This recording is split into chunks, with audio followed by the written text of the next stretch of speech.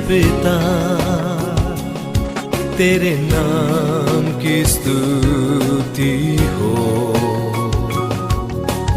हे जीवन दाता तेरे सम्मुख आते हम। हे स्वर्ग पिता तेरे नाम की स्तुति हो। हे जीवन दाता तेरे सम्मुख आते हम। आराधना ओ आराधना,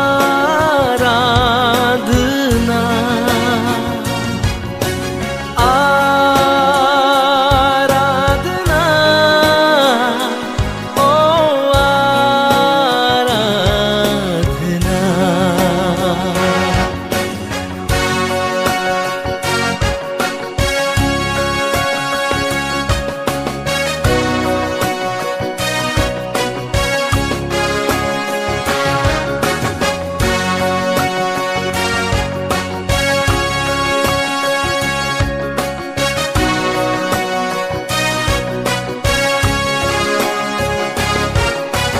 तेरे सिवा कोई नहीं, आराधना के योग्य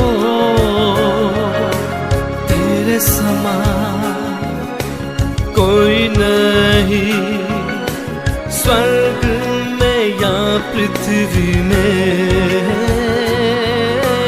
तेरे सिवा कोई नहीं, आराधना के योग्य तेरे समान कोई नहीं, स्वर्ग में या पृथ्वी में।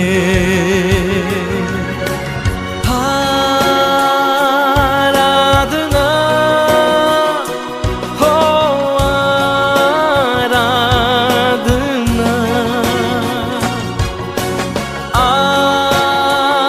आराधना ओ आराधना।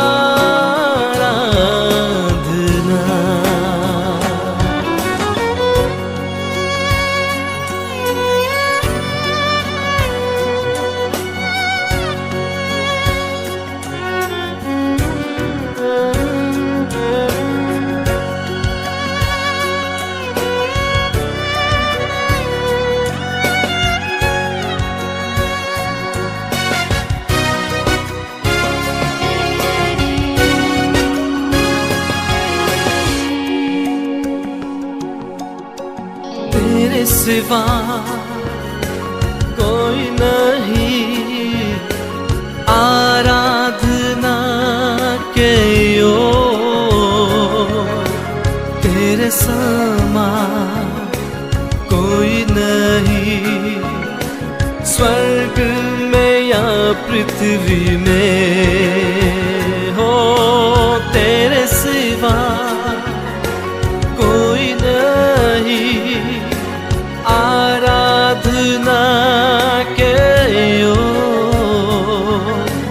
तेरे समान कोई नहीं, स्वर्ग में या पृथ्वी में। आराधना ओ आराधना, आराधना ओ आराधना। हे स्वर्ग पिता तेरे नाम की स्तुति हो। हे जीवन दाता तेरे सम्मुख आते हम। हे पिता तेरे नाम की स्तुति हो। हे जीवन दाता तेरे सम्मुख आते हम। आराधना ओ आराधना, आराधना ओ आराधना।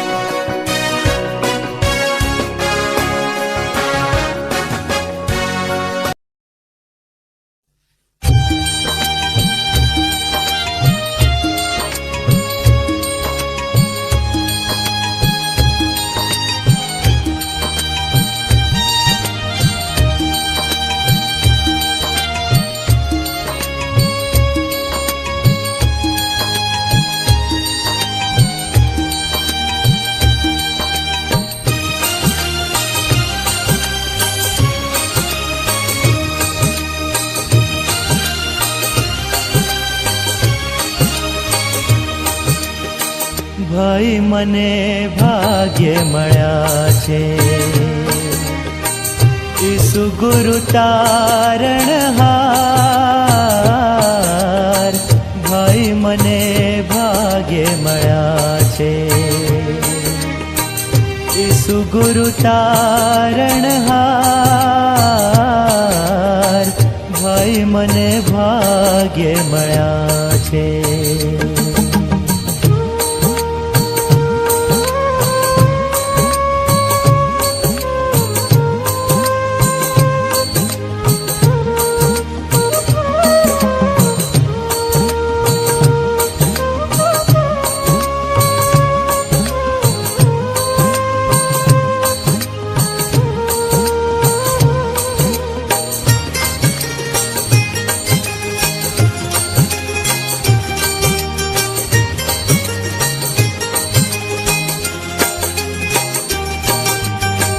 તન મન ધન મારા પ્રભુને અર્પું, તેની જાઉં બલિહાર.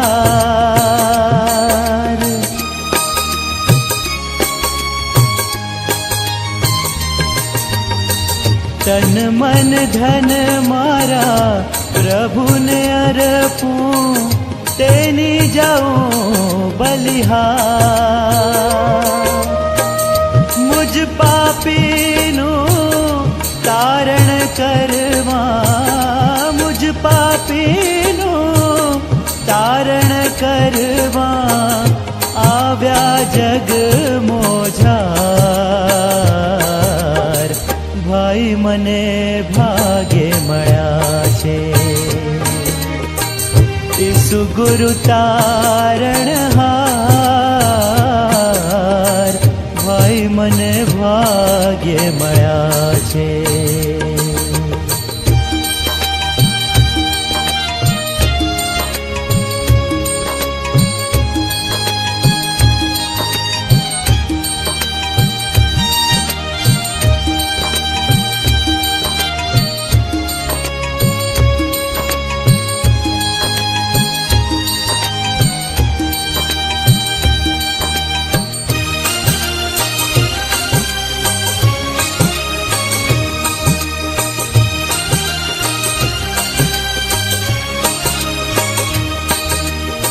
સ્વર્ગ છોડી પ્રભુ જગમાવ્યા, ટાળવા કલંક કેરો ભાર.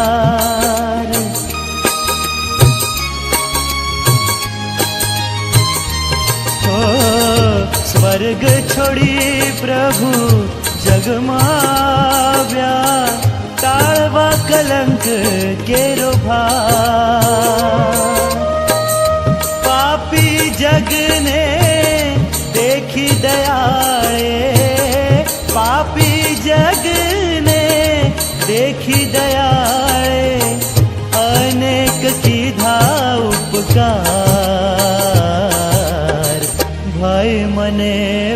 ભાગ્ય મળ્યા છે. ઈસુ ગુરુ તારણહાર, ભાઈ મને ભાગ્ય મળ્યા છે.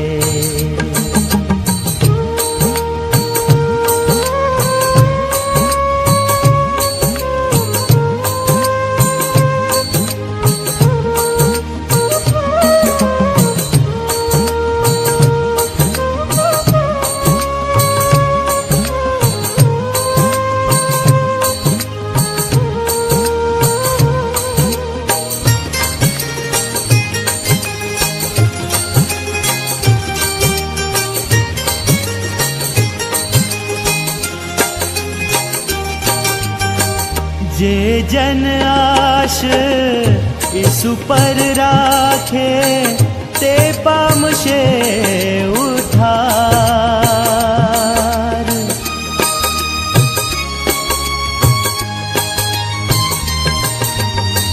જે જન આશ ઈસુ પર રાખે તે પામશે ઉદ્ધાર. કહે વિશ્વાસી ગુરુ ગુણ ગાય, કહે વિશ્વાસી ગુરુ ગુણ ગાય, ઈસુનો બોલો જયકાર. ભાઈ મને ભાગ્ય મળ્યા છે. ઈસુ ગુરુ તારણહાર, ભાઈ મને ભાગ્ય મળ્યા છે. ભાઈ મને ભાગ્ય મળ્યા છે. ભાઈ મને ભાગ્ય મળ્યા છે. ઈશ્વરનો આભાર માનીએ છીએ. ઈશ્વરના નામને ધન્યવાદ આપીએ છીએ કે આ બાઇબલ અભ્યાસમાં આપણે જોડાઈ શક્યા છે. ઈશ્વરની મહાન કૃપા અને દયાને માટે ઈશ્વરનો આભાર માનીએ છીએ. એ સાથે સાથે શ્રીનગર ડાયસિસના માન્ય બિશપ સાહેબ the right rev Silvans S Kishan સાહેબની આગેવાનીમાં જ્યારે આ બાઇબલ અભ્યાસ ઓનલાઈનની સેવા ચાલી રહી છે ત્યારે તેમનો પણ આ સમયે હૃદયપૂર્વક આભાર માનીએ છીએ. આવો આ સમયે પ્રાર્થનાથી આ બાઇબલ અભ્યાસમાં આપણે જોડાઈએ, પ્રાર્થનામાં નમીએ. ધન્ય પ્રભુ આ સમયને પળને માટે અમે તમારો આભાર માનીએ છીએ, તમારી સ્તુતિ તમારી પ્રશંસા કરીએ છીએ. આ સમયે તમારી સ્તુતિ પ્રશંસા કરતા પ્રભુ અમે તમારું પવિત્ર અને જીવતું વચન વાંચીએ અને મનન કરીએ અને ત્યારે પ્રભુ તમે અમારી સાથે વાત અને વ્યવહાર કરો અને પ્રભુ એ વચન દ્વારા અમે અમારા જીવનમાં તમારા તરફથી મળતું યોગ્ય શિક્ષણ પ્રાપ્ત કરતા તમારી સાક્ષીના સેવાને માટે ઉપયોગી બનીએ એવી કૃપા અમે તમારી પાસે માગીએ છીએ. પ્રભુ તમે અમને સહાય કરો, તમે અમને તમારા પવિત્ર આત્મા સામર્થ્યથી ભરી દો. પ્રાર્થના અમારા મુક્તિદાતા પ્રભુ ઈસુ ખ્રિસ્તના નામમાં કરીએ છીએ. આમેન. આ સમયે પવિત્ર શાસ્ત્ર બાઇબલમાંથી જૂના કરારમાં આ પહેલો કાળ વૃત્તાંતનું પુસ્તક અને તેનો 21મો અધ્યાય, આખો અધ્યાય છે પણ આપણે 7 અને 8 બે કલમ વાંચીશું. પહેલો કાળ વૃત્તાંતનું પુસ્તક તેનો 21મો અધ્યાય અને તેની 7મી અને 8મી કલમ, બે કલમો વાંચીએ અને ત્યારબાદ આખા અધ્યાયમાંથી પ્રભુનું વચન આપણે મનન કરીશું. ઈશ્વરનું વચન આ પ્રમાણે છે. આ કામથી ઈશ્વર અપ્રસન્ન થયા માટે તે ઇઝરાયલ પર આફત લાવ્યા. દાઉદે ઈશ્વરને કહ્યું, આ જે કૃત્ય મેં કર્યું છે તેમાં મેં મહાપાપ કર્યું છે, પણ હવે તમે કૃપા કરીને તમારા સેવકનો અપરાધ માફ કરો, કેમ કે મેં મોટી મૂર્ખાઈ કરી છે. ત્યાં સુધી પ્રભુ તેના વાંચેલા વચનોને આશીષ કરો. આમેન. પ્રભુ ઈસુ ખ્રિસ્તના નામમાં પ્રભુનું વચન મનન કરીએ તે પહેલાં આપ સર્વને પ્રભુ ઈસુ ખ્રિસ્તના નામમાં પ્રેમી સલામ પાઠવું છું. પવિત્ર શાસ્ત્ર બાઇબલનો જ્યારે આપણે અભ્યાસ કરીએ છીએ, મનન કરીએ છીએ ત્યારે પ્રભુ આપણી સાથે વાત અને વ્યવહાર કરે છે. અને એ વચન દ્વારા પ્રભુ આપણને આત્મિક તાજગી આપે છે, આપણા જીવનમાં યોગ્ય માર્ગદર્શન અને દોરવણી પ્રાપ્ત થાય છે, અને એમ આપણે પૃથ્વી પર પ્રભુના મહિમાને માટે ઉપયોગી બનીએ છીએ. જે શાસ્ત્ર પાઠ વાંચ્યો છે એમાંથી આ પ્રભુનું વચન આપણે મનન કરવા માગીએ છીએ. કાળ વૃત્તાંતનું પુસ્તક એ ઇઝરાયલના ઇતિહાસના વર્ણન વિશે લખવામાં આવ્યું છે. પહેલો બીજો સમુએલ અને પહેલો બીજો રાજાના જે પુસ્તકો છે એની એ જ વાતને ફરી અલગ રીતે રજૂ કરવાનો પ્રયત્ન આ કાળ વૃત્તાંતના પુસ્તકમાં કરવામાં આવ્યો છે. એના મુખ્ય બે હેતુઓ રહેલા છે. એક તો એ કે યહૂદિયા અને ઇઝરાયલ રાજ્યો પર આવનાર વારંવાર જે આપત્તિઓ છે તેના સંદર્ભે યહૂદી પ્રજાએ ઈશ્વરને વફાદાર રહેવાને બદલે ઈશ્વરથી દૂર ગયા જાગૃત કરવા પ્રભુ કઈ રીતના કાર્ય કરે છે તેની વાત છે. રાજાઓ પ્રભુ સાથેના સંબંધમાં કઈ રીતના ઉપયોગી પાત્ર બન્યા અને તેઓએ પ્રભુની ઈચ્છાની વિરુદ્ધ કૃત્ય કર્યું ત્યારે પ્રભુએ તેમને કયા પ્રકારની શિક્ષાઓ કરી. એટલે કે ઈશ્વર સર્વશક્તિમાન છે, ઈશ્વરે ઇસરાયેલ પ્રજાને પસંદ કરી છે અને માટે પસંદ કરેલી પ્રજાના જીવનમાં જે ઘટનાઓ બને છે તેની વાત અહીંયા લખવામાં આવી છે. એની સાથે સાથે યરુશલેમના શહેરમાં એ મંદિર બંધાય અને એ મંદિરમાં ઈશ્વરની આરાધના થાય અને આરાધના દ્વારા પ્રભુને માન અને મહિમા મળે એ બાબતની નોંધ પણ કાળ વૃત્તાંતના પુસ્તકમાં આપણે જોઈએ છે. જ્યારે રાજાઓની વાત લખવામાં આવે છે ત્યારે રાજાઓના જીવન સંબંધી આપણે સારી પેઠે શીખી શકીએ છીએ. અને એવા જ એક રાજાની વાત અહીંયા લખવામાં આવી છે અને તે તો દાઉદ રાજા, ઇઝરાયલના ઇતિહાસના બીજા રાજા તરીકે. પહેલો રાજા સાઉલ અને ત્યારબાદ બીજા નંબરમાં દાઉદ રાજા તરીકે રાજગાદી પર બેસે છે. અને એના જીવનમાં ઘણા બધા એવા બનાવો બન્યા કે જે આપણને આ પૃથ્વી પરના જીવનમાં શિક્ષણ આપવાને માટે, માર્ગદર્શન આપવાને માટે, આપણને ઉત્તેજન આપવાને માટે ખૂબ ઉપયોગી બને છે. દાઉદ એ તો ઈશ્વરનો ખાસ મનગમતો અને પસંદ કરેલું પાત્ર હતું અને માટે દાઉદની પસંદગી પ્રભુની ઈચ્છા અને યોજના પ્રમાણે થઈ અને દાઉદ પ્રભુના મહિમાને માટે સતત ઉપયોગી પાત્ર બનતો જ ગયો. રાજગાદી પર બેઠો તે પહેલાં, રાજગાદી પર બેઠા પછી પણ એમણે જે કાર્યો કર્યા છે એ ખૂબ મહત્ત્વના કાર્યો છે અને એ દ્વારા તેમનો પ્રભુ સાથેનો સંબંધ કેવો છે અને પ્રભુ સાથેના સંબંધમાં એ કઈ રીતના વૃદ્ધિ પામે છે તેની પણ આપણે સારી પેઠે અભ્યાસ કરી શકીએ તેમ છે. અને માટે આજે જે શાસ્ત્ર પાઠ વાંચ્યો છે એ શાસ્ત્ર પાઠમાં દાઉદના જીવનમાં જે પાપ પ્રવેશે છે, પાપ જે કરે છે એની નોંધ ત્યાં કરવામાં આવી છે. પરંતુ દાઉદ ઈશ્વર સાથેના સંબંધમાં એટલા બધા મજબૂત હતા કે જ્યારે એ પાપ કરે છે ત્યારે પ્રભુની પાસે જાય છે. પ્રબોધકોની મારફતે જ્યારે એમને ચેતવણી મળે છે ત્યારે ચેતવણીને તરત સ્વીકારીને પ્રભુના મહિમાને માટે પસ્તાવા સહિત, કબૂલાત સહિત માફી મેળવીને સાક્ષીરૂપી જીવન જીવવાનો દાઉદ સતત પ્રયત્ન કરે છે. અને એ જે બતાવે છે કે દાઉદ સાથે એ ઈશ્વરનો ગાઢ સંબંધ હતો, માટે ઈશ્વર પર પ્રેમ રાખીને, ઈશ્વરને આધીન થઈને, ઈશ્વરને માન અને મહિમા આપવાને માટે દાઉદ સતત પ્રયત્ન કરે છે. અને અહીંયા જ્યારે રાજા તરીકે રાજગાદી પર છે, આજુબાજુની પ્રજાઓ સાથે તેણે ઘણા બધા યુદ્ધો કર્યા છે. યુદ્ધો કરીને એ પ્રજાઓને પોતાના કબજામાં લીધા છે, એક વિસ્તાર વધારી દીધો છે. અને એવા સમયે દાઉદના જીવનમાં એક નાનો વિચાર આવે છે અને એ જે વિચાર છે એ વિચાર એને પાપ કરવાને માટે દોરી જાય છે. અને એની વિગતવાર સમજણ જો આપણે મેળવી હોય તો બીજો સમુએલ અને 24 અધ્યાય વાંચીએ ત્યાં પણ આ બાબતની ખાસ રીતે નોંધ લખવામાં આવી છે. કેમ કે જ્યારે દાઉદે એ આજુબાજુના પ્રદેશોને જીતી લીધા અને પોતાના કબજામાં લઈ લીધા, ત્યારે એક વિશાળ રાજ્ય બન્યું. અને વિશાળ રાજ્ય બનવાને કારણે એના મનમાં એક વિચાર આવ્યો. એ વિચાર તો એ હતો કે એ રાજ્યની વસ્તીની ગણતરી કરીએ કે કેટલા લોકો છે. અને એ વિચાર સાથે એ આગળ વધે છે. અને એના માટે યોઆબને આ જવાબદારી સોંપવામાં આવે છે.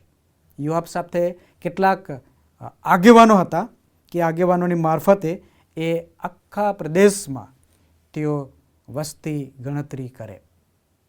અને યોઆબ તો બહુ સ્પષ્ટપણે દાઉદ રાજાને કહે છે કે મુરબ્બી સ્વામી, આ વસ્તી ગણતરી કરીને તમે શું કરવા માગો છો?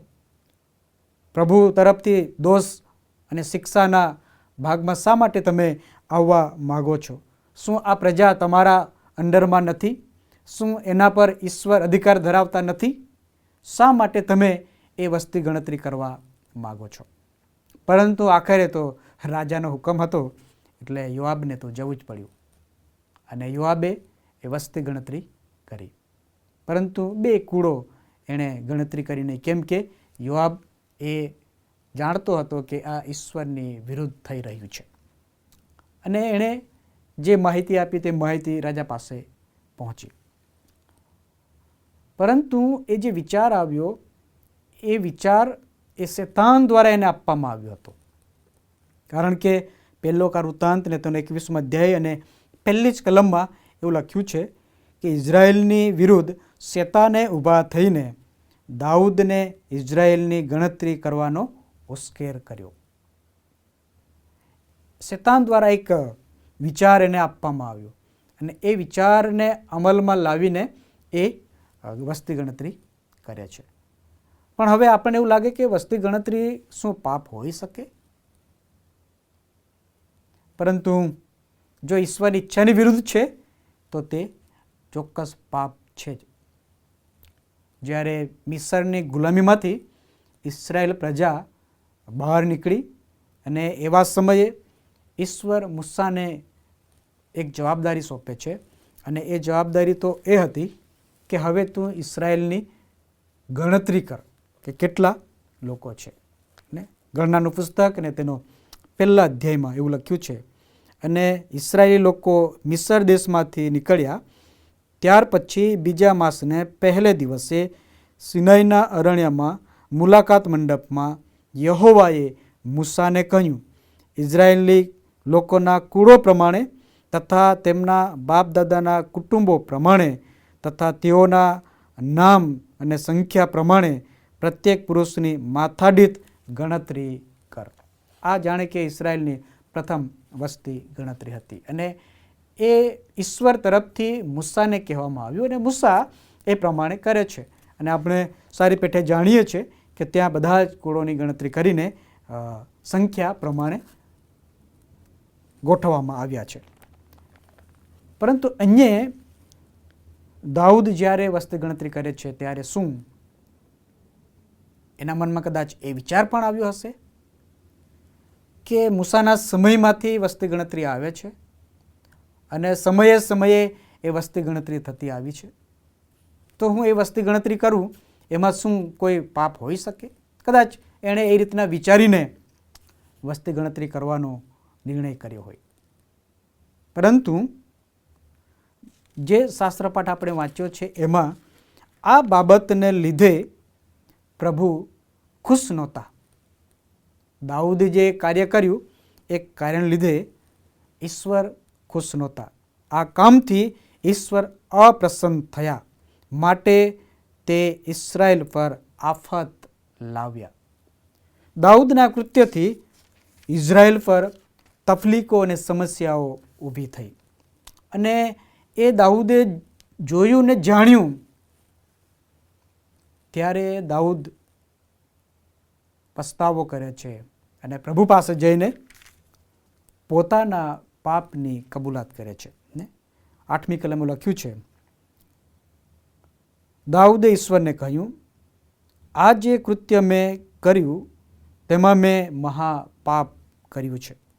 પણ હવે તમે કૃપા કરીને તમારા સેવકનો અપરાધ માફ કરો, કેમ કે મેં મોટી મૂર્ખાઈ કરી છે. દાઉદને ખબર પડી, અહેસાસ થયો કે મેં પાપ કર્યું છે, કારણ કે ઈશ્વરે ઇસ્રાએલ પર આપત્તિઓ લાવવાની શરૂઆત કરી. અને એક નેગેટિવ વિચાર અને એક નેગેટિવ નિર્ણયનું પરિણામ શિક્ષા લાવે છે. એક પોઝિટિવ વિચાર અને એક પોઝિટિવ નિર્ણય જીવનમાં સારા કાર્યો કરવાને માટે પ્રેરણા આપે છે અને આશીર્વાદિત સમય, ખુશી આનંદનો સમય આવે છે. એનું પરિણામ આશીર્વાદિત હોય છે. પરંતુ અહીંયા દાઉદનો એક વિચાર વસ્તી ગણતરીનો, અને એ વિચાર પર દાઉદે જે અમલ કર્યો એટલે નિર્ણય કરીને અમલમાં મૂકી દીધો, અને તેને કારણે જે પરિણામ આવ્યું તે પરિણામ દુઃખદ હતું. અને દુઃખદ પરિણામને કારણે દાઉદ પોતાની ભૂલનો સ્વીકાર કરે છે, કબૂલાત કરે છે કે ઓ પ્રભુ, મેં આ મોટું પાપ કર્યું છે, મહાપાપ કર્યું છે, મેં મૂર્ખાઈ કરી છે, મારે આ નહોતું કરવું. કદાચ એ કાર્ય કરવામાં દાઉદ પોતાના જાતને મોટો બનાવવા માગતો હશે, કેમ કે બીજો સમુએલ જ્યારે આપણે વાંચીએ છીએ ત્યારે બીજા સમુએલના એ 24મા અધ્યાયમાં એક અગત્યની વાત લખવામાં આવી છે. અને ત્યાં દાઉદને યોઆબ જે કહે છે તે બહુ અગત્યનું છે. ત્યાં એવું લખવામાં આવ્યું છે કે આ વસ્તી ગણતરી કરીને તમે શા માટે આનંદ મેળવવા માગો છો? આનંદ અને માન શા માટે મેળવવા માગો છો? એવો સવાલ યોઆબ કરે છે.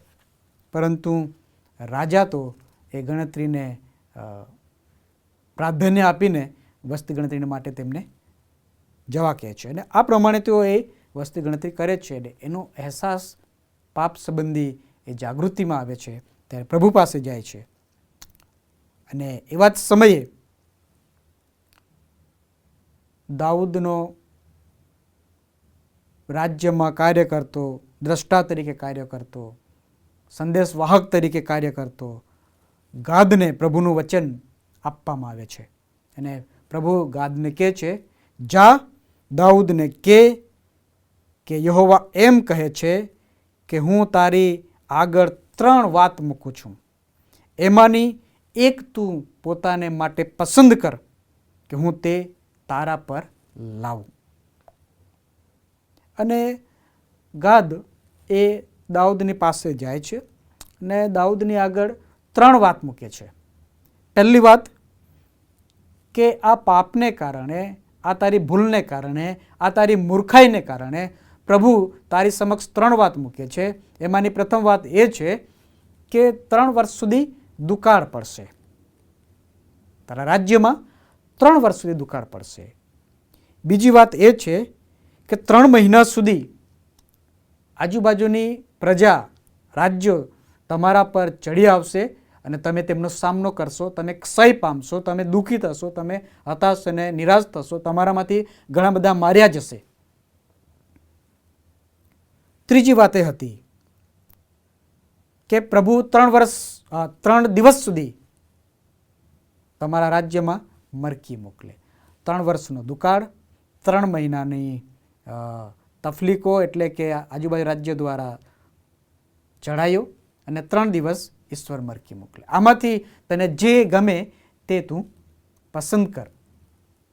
અને દાઉદની પસંદગી જે છે તે આપણને ઉત્તેજન આપે છે. દાઉદ એવું કહે છે 13મી કલમમાં, દાઉદે ગાદને કહ્યું, હું ઘણી મુશ્કેલીમાં આવી પડ્યો છું, મારે તો યહોવાના જ હાથમાં પડવું, કેમ કે તેમની કૃપા અત્યંત છે. મારે માણસના હાથમાં પડવું ન જોઈએ.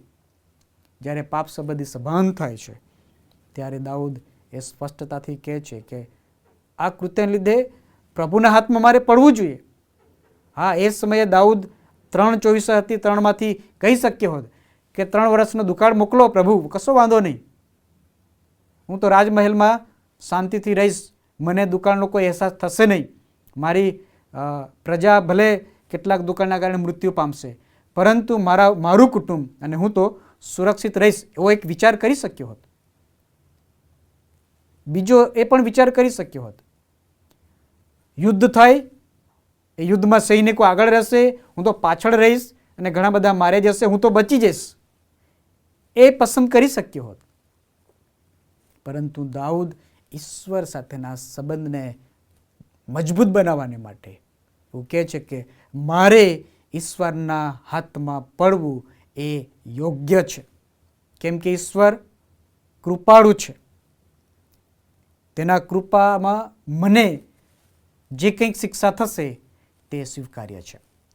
અને આપણે એ 21 અધ્યાય, પહેલો કાળ વૃત્તાંત 21 અધ્યાય વાંચીએ છીએ તો ત્યાં ગાદના કહ્યા પ્રમાણે અને દાઉદના સ્વીકાર્યા પ્રમાણે ઈશ્વર દૂતને એ ઇઝરાયલ પર મોકલે છે અને એ મરકી શરૂ થાય છે. એ મરકીમાં 70,000 લોકો માર્યા જાય છે. 70,000 લોકો માર્યા જાય છે. અને હવે એ દૂત જાણે કે તલવાર લઈને એ યરૂશાલેમ તરફ આગળ વધી રહ્યો છે. અને એવા સમયે દાઉદ આકાશ તરફ દ્રષ્ટિ કરે છે. 16મી કલમમાં દાઉદે ઊંચી નજર કરીને અને તેણે જોયું તો પૃથ્વી તથા આકાશની વચમાં યહોવાનો દૂત ઊભેલો હતો. અને એ જ સમયે દાઉદ નિર્ણય કરે છે. દાઉદે તથા વડીલોએ ટાટ પહેરીને જમીન પર લાંબા થઈને તેને દંડવત પ્રણામ કર્યા, તેની આગળ ઝૂકી ગયા. અને દાઉદ ત્યાં ફરી પોકારી ઉઠે છે. દાઉદે ઈશ્વરને કહ્યું, લોકોની ગણતરી કરવાની આજ્ઞા કરનાર હું શું નથી? હા, પાપ કરનાર તથા મહાદૃષ્ટતા કરવાનો તો ગુનેગાર હું જ છું, પણ આ નિર્દોષ ઘેટાઓ તો એ શું કર્યું છે? હે મારા પ્રભુ ને મારા દેવ, કૃપા કરીને તમારો હાથ મારી તથા મારા કુટુંબની વિરુદ્ધ થાઓ, પણ તમારા લોકોની વિરુદ્ધ થઈને તેને ત્રાસ ન આપો. આ દાઉદની હૃદયની પ્રાર્થના. પાપ કબૂલાતની સાથે એ બચાવને માટે મધ્યસ્થની પ્રાર્થના. દાઉદ કહે છે, પાપ કરનાર તો હું છું, ગુનેગાર તો હું છું, અને આ નિર્દોષ લોકોને શા માટે પ્રભુ શિક્ષા? એ જ બતાવે છે કે દાઉદ પોતાની ભૂલને સ્વીકારી લે છે. એ જ બતાવે છે કે એ દાઉદ સાથે, ઈશ્વર સાથે દાઉદનો સંબંધ, અને માટે જ પ્રભુએ શરૂઆતથી જ દાઉદને મારો મનગમતો સેવક એવું કહ્યો છે. કેમ કે દાઉદ પાપ કરે છે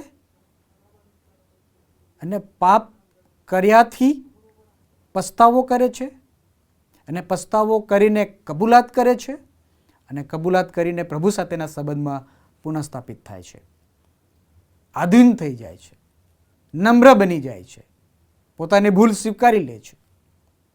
અને માટે જ પ્રભુ તેને મનગમતો માણસ તરીકે પહેલાંથી જ જણાવ્યો હતો. અને માટે એક દાઉદનો નેગેટિવ વિચાર, એક દાઉદનો નેગેટિવ નિર્ણય, અને એ જે કામ કરે છે એ કામનું પરિણામ શિક્ષા, તકલીફો, સમસ્યાઓ, પ્રશ્નોમાંથી પસાર થવાનો સમય આવ્યો.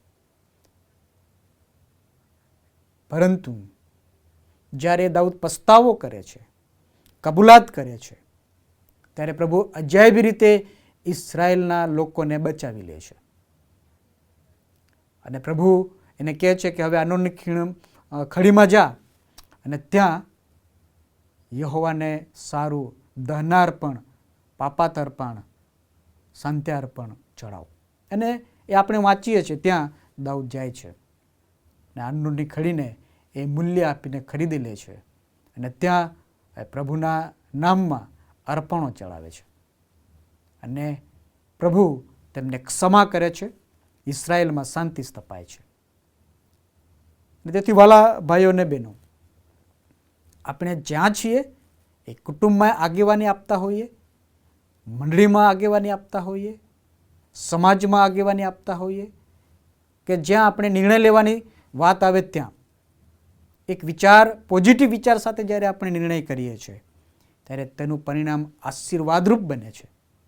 પરંતુ એક નેગેટિવ વિચાર, એમાં અહમ સમાયેલો, એમાં સ્વાર્થ સમાયેલો હોય અને એ સ્વાર્થ નિર્ણયને જો આપણે અમલમાં મૂકી દઈએ છીએ તો તેનું પરિણામ મારા માટે, આપ સૌને માટે અને આપણે જ્યાં છીએ ત્યાં નુકસાનકારક લાવનારું બને છે. અને તેથી એ દાઉદ પ્રભુ સાથેના સંબંધમાં એટલો બધો ગાઢ બને છે કે પોતાની જાતને પ્રભુની આગળ ખુલ્લી કરી દે છે. એક રાજા વ્યક્તિ, નામના કમાવનાર વ્યક્તિ, અને તેમ છતાં પણ પ્રભુ સાથેનો સંબંધ એનો એટલો ગાઢ હતો કે જ્યારે જ્યારે એના જીવનમાં પાપે પ્રવેશ કર્યો ત્યારે ત્યારે એણે પ્રભુના સાનિધ્યમાં જઈને કબૂલાત કરી છે. આપણે પહેલો સમુએલ અને તેના 12મા અધ્યાયમાં આપણે વાંચીએ છીએ કે એણે ઉરિયાહની પત્નીની સાથે જે વ્યભિચાર કર્યો અને એના દ્વારા જે બાળક જન્મ્યું એ મૃત્યુ પામવાનું હતું અને નાથાન પ્રબોધકની મારફતે તેને ચેતવણી આપવામાં આવી, એ પાપ સંબંધી સભાન કરવામાં આવ્યો, ત્યારે પણ દાઉદે પસ્તાવો કર્યો, કબૂલાત કરી, સ્વીકાર્યું, માફી માગી. એ જ દાઉદ અહીંયા એક સામાન્ય લગતી બાબત કે વસ્તી ગણતરી કરવાથી શું કંઈ પાપ હોઈ શકે એવો કદાચ વિચાર એને આવ્યો હોય, પરંતુ ઈશ્વરની ઈચ્છાની વિરુદ્ધ હતું. ઈશ્વરને પૂછ્યા વગર પોતે નિર્ણય કરી લીધો અને તેને કારણે ઈશ્વર ખુશ નહોતા, ઈશ્વર ખુશી નહોતા. માટે દાઉદના જીવનમાં અને રાજ્યમાં તકલીફો અને સમસ્યાઓ ઊભી થઈ. વાલા ભાઈઓ અને બહેનો, દાઉદના એક નેગેટિવ વિચારે પોતાને નુકસાન પહોંચાડ્યું, રાજ્યમાં પ્રજાને નુકસાન પહોંચાડ્યું. દાઉદનો એક ખોટો નિર્ણય ઘણા બધાને દુઃખમાં લઈ ગયો, પરંતુ જ્યારે પસ્તાવા સહિત પ્રભુ પાસે આવ્યો, એક પોઝિટિવ વિચાર લઈને ફરી પ્રભુની સાનિધ્યમાં ગયો, અર્પણો ચડાવ્યા, પ્રભુની પાસે નમ્યો અને પ્રભુએ એને બચાવ્યો, સમગ્ર રાજ્યને બચાવ્યો અને એમ તેઓ આશીર્વાદિત બન્યા. અને તેથી વાલા ભાઈઓ અને બહેનો, દાઉદ અને દાઉદનું જીવન જ્યારે જ્યારે આપણે વાંચીએ છીએ અને મનન કરીએ છીએ ત્યારે ઘણી બધી બાબતો દાઉદના જીવનમાંથી આપણે શીખીએ છીએ. અને આજે આપણે જે બાબત શીખીએ છીએ તે તો એ જ કે દાઉદના વિચારો પ્રભુની આગળ ખુલ્લા કરે છે. દાઉદ જે નિર્ણય કરે છે એ નિર્ણયને પણ ખુલ્લા કરે છે કે મેં પાપ કર્યું છે, મેં ખોટો નિર્ણય કર્યો છે, મારામાં ભૂંડા વિચાર આવ્યા, હું ગુનેગાર છું, હું મૂર્ખ છું, હું મહાપાપી છું. અને એ જ જીવન, એ જ પસ્તાવો, એ જ કબૂલાત એના જીવનને બદલી નાખે છે. પ્રભુ એને માફ કરે છે, આખી ઇસ્રાએલ પ્રજાને ત્યાં બચાવી લેવામાં છે, ઉદ્ધાર કરવામાં આવ્યો છે. અને માટે આપણે પણ જ્યારે જ્યારે પ્રભુની સાનિધ્યમાં આવીએ છીએ ત્યારે ત્યારે પ્રભુની ઈચ્છાને શોધીને કાર્ય કરવા માટે દોરવણી પ્રાપ્ત કરવી ખૂબ જરૂર છે. જીવનના સમયગાળા દરમિયાન જે નિર્ણયો આપણે કરીએ છીએ, જે વિચારો આપણે કરીએ છીએ, એમાં પોઝિટિવ વિચાર સાથે, પોઝિટિવ નિર્ણય સાથે કાર્ય કરીશું, ચોક્કસ પરિણામ આશીર્વાદિત બનશે અને આપણા જીવન દ્વારા પ્રભુ માન અને મહિમા પામશે. અને માટે જો કદાચ ખોટો નિર્ણય થાય, દાઉદની જેમ માનવીએ છીએ અને ખોટો નિર્ણય થઈ જાય, ખોટા વિચારો આવે, પરંતુ પ્રભુની સાનિધ્યમાં જઈને એ સંબંધી પસ્તાવા સહિત, કબૂલાત સહિત જ્યારે આપણે જઈએ છીએ ત્યારે પ્રભુ આપણને માફ કરે છે અને પ્રભુ આપણને જીવન આપે છે, ભરપૂર જીવન આપે છે, આશીર્વાદિત જીવન આપે છે, ફળવંત જીવન આપે છે. અને પ્રભુના મહિમાને માટે આપણા સર્વનો પ્રભુ ઉપયોગ કરે છે. અને માટે આવો આ સમય નમીએ, પ્રભુની પાસે જઈએ અને પ્રાર્થના કરીએ. ધન્ય પ્રભુ, આ સમયને પળને માટે અમે તમારો આભાર માનીએ છીએ. દાઉદ પ્રભુ તમારો મનગમતો વ્યક્તિ આ પૃથ્વી પર રાજા તરીકે રાજ્ય કરવાની શરૂઆત કરી અને પ્રભુ તેના જીવનમાંથી ઘણી બધી બાબતો અમે શીખીએ છીએ. આજે પ્રભુ વસ્તી ગણતરી કરવાનું જેણે ભૂલ કરી અને પાપ કરી તેના સંબંધી પ્રભુ તમે તેમને ચેતવ્યા, સભાન કર્યા અને દાઉદે પ્રભુ પસ્તાવા સહિત પોતાના પાપની કબૂલાત કરી. હા, એક વિચાર, એક નિર્ણય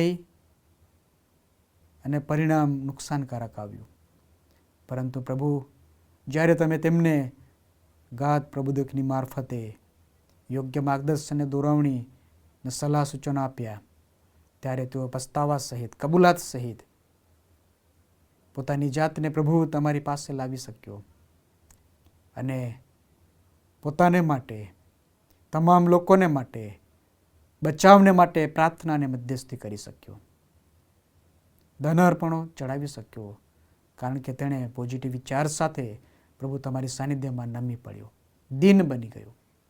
હા પ્રભુ, અમે પણ દાઉદની જેમ ઘણી બધી વખત પ્રભુ તમારી ઈચ્છા શોધ્યા વગર વિચારો કરીએ છીએ અને નિર્ણય કરીએ છીએ અને પાપ કરીએ છીએ અને અમે દુઃખ અને મુશ્કેલીમાં આવી પડીએ છીએ. પ્રભુ તમે અમને ક્ષમા કરો. અમને પ્રભુ તમારા તરફથી દોરવણી પ્રાપ્ત કરતા, નિર્ણય લેવાને માટે, કાર્ય કરવાને માટે, જીવન જીવવાને માટે પ્રભુ તમે અમને પવિત્ર આત્માનું બળ, સામર્થ્ય, જ્ઞાન, ડહાપણ અને દોરવણી પૂરી પાડો કે જેથી અમે પૃથ્વી પર તમારા મહિમાને માટે, સાક્ષીને માટે ઉપયોગી બનતા જ જઈએ. એવી કૃપા અમે તમારી પાસે માગીએ છીએ. પ્રાર્થના અમારા મુક્તિદાતા પ્રભુ ઈસુ ખ્રિસ્તના નામમાં કરીએ છીએ. આમેન. ઓ આકાશમાંના અમારા બાપ, તમારું નામ પવિત્ર મનાવો, તમારું રાજ્ય આવો, જેમ આકાશમાં તેમ પૃથ્વી પર તમારી ઈચ્છા પૂરી થાવ. દિવસની અમારી રોટલી આજ અમને આપો, જેમ અમે અમારા ઋણીઓને માફ કર્યા છે તેમ તમે અમારા ઋણો અમને માફ કરો. અમને પરીક્ષણમાં ન લાવો, પણ ભૂંડાઈથી અમારો છુટકારો કરો, કેમ કે રાજ્ય તથા પરાક્રમ તથા મહિમા સર્વકાળ સુધી તમારા છે. આમેન. હવે આપણા તારના પ્રભુ ઈસુ ખ્રિસ્તની કૃપા, ઈશ્વર પિતાનો પ્રેમ, પ્રભુ પવિત્ર આત્માની દિવ્ય અને મધુરી સંગત આપણ સર્વની સાથે આજથી સદા સર્વકાળ સુધી હોજો. આમેન. Thank you. આ સમયને પણ માટે ફરી આ પ્રભુનો આભાર માનું છું. માન્ય બિશપ સાહેબનો અને સમગ્ર ટીમનો આભાર માનું છું.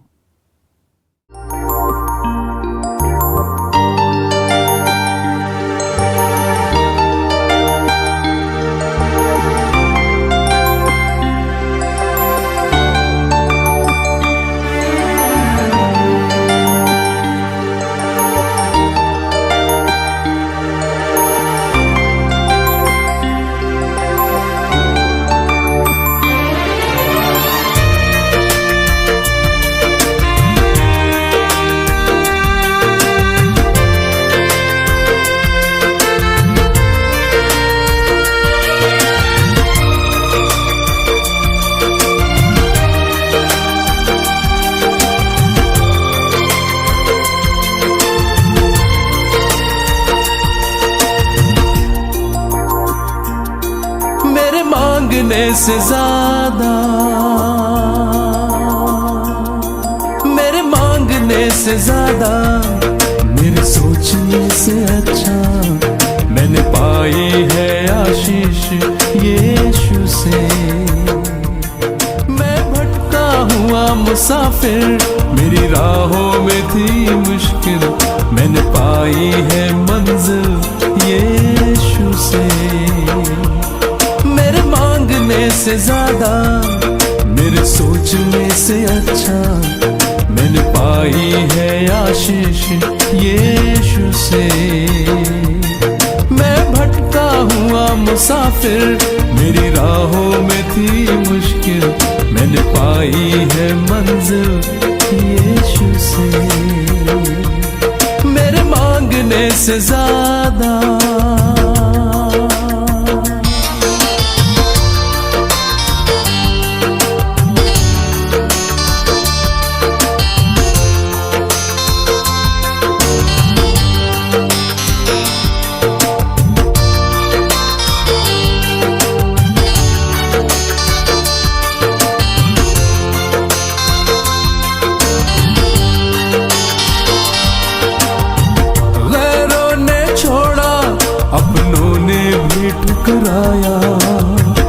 वीरान थी जिंदगी, आंखों में आंसू तन्हाइयों की रातें, मुश्किल में थी जिंदगी।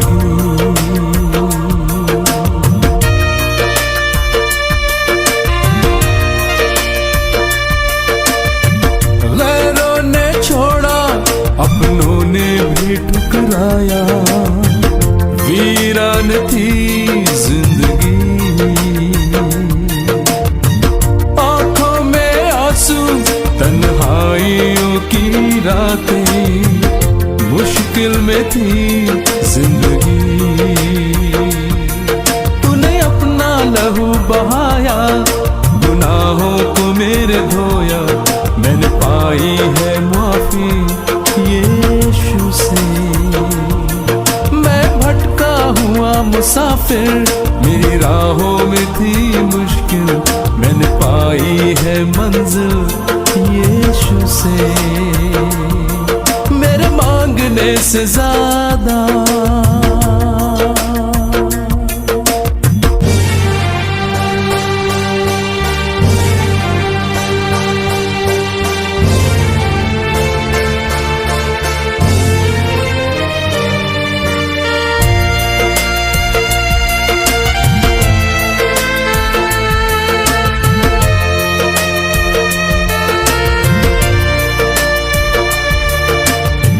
जीवन ये मेरा है तेरे हवाले, तूने ही दी हर खुशी।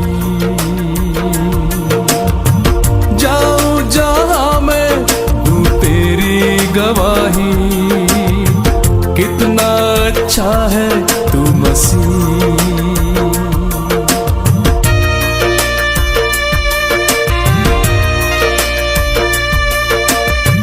जीवन ये मेरा है तेरे हवाले, तूने ही दी हर खुशी। जाऊं जहां मैं दूं तेरी गवाही, कितना अच्छा है तू मसीह। तूने बाहें फैलाई, मुझको दे दी चंगाई, मैंने पाई है शांति यीशु से। मैं भटका हुआ मुसाफिर, मेरी राहों में थी मुश्किल, मैंने पाई है मंजिल यीशु से। मेरे मांगने से ज्यादा, मेरे सोचने से अच्छा, मैंने पाई है आशीष यीशु से। मैं भटका हुआ मुसाफिर, मेरी राहों